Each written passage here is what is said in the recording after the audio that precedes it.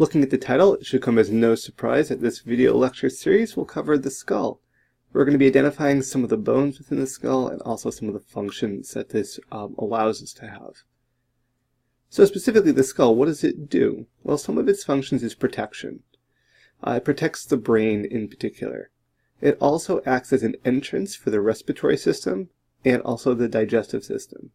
There's 22 bones, and I'm not going to make you memorize them all. I'm going to present them all to you, and even a couple more in some greater detail, but I'm going to highlight some of the key ones that I want you to know. We can't forget, within the skull, there's also something called sinus cavities.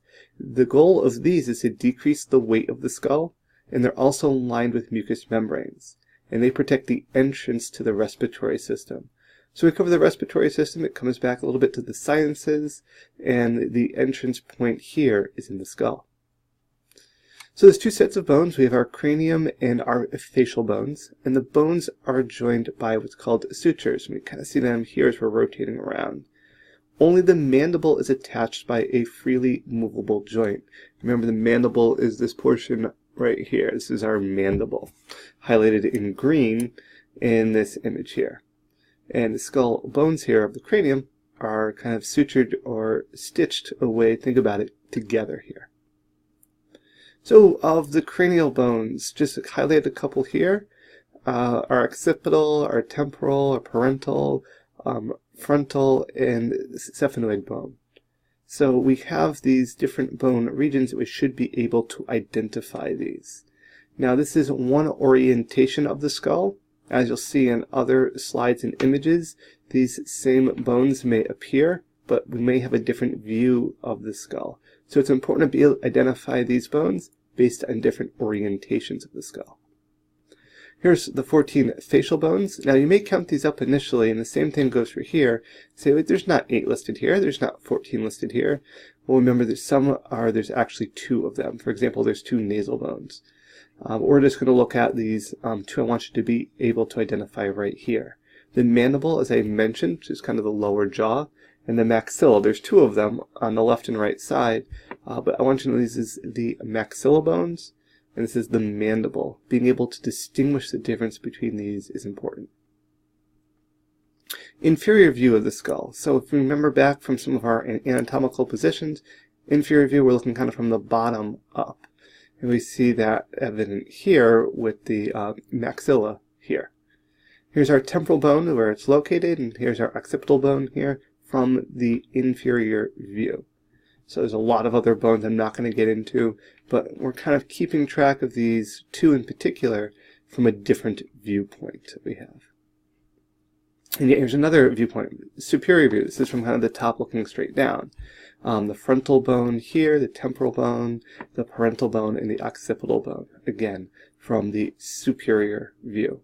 And again, don't focus on the ones that I didn't highlight, at least for the purposes of my class, but you can see the degree of complexity that occurs within a relatively small region called the skull.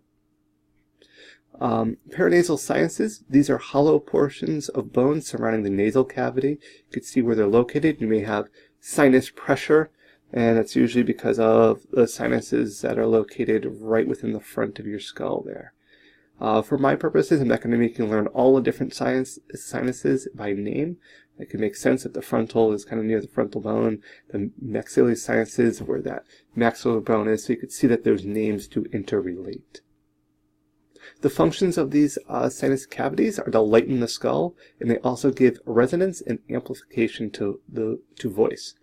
So because they're hollow, it's allowing voice to kind of resonate and amplify a little bit better. Again, for my purposes, not going to make you learn them all, but you can see where they're located. So particularly if you have allergies or sinus pressure, depending where it's located, you may be able to identify the specific name of the sinuses that has pressure or might be inflamed. The hyoid bone, this is an important bone to kind of be able to identify. It's the only bone that does not articulate with another bone. As you see here in our slowly rotating skeleton, you kind of see it's like it's floating. Well, that's because it doesn't articulate with any other bone, and this is true for the entire body here. This is the only one that's kind of like free-floating. It serves as a movable base for the tongue, so that's its purpose. I'm trying to give you again an idea where that is located. It's about right here. It's the only one that does not articulate in the entire body with another bone. The fetal skull is large compared to the infant's total body length.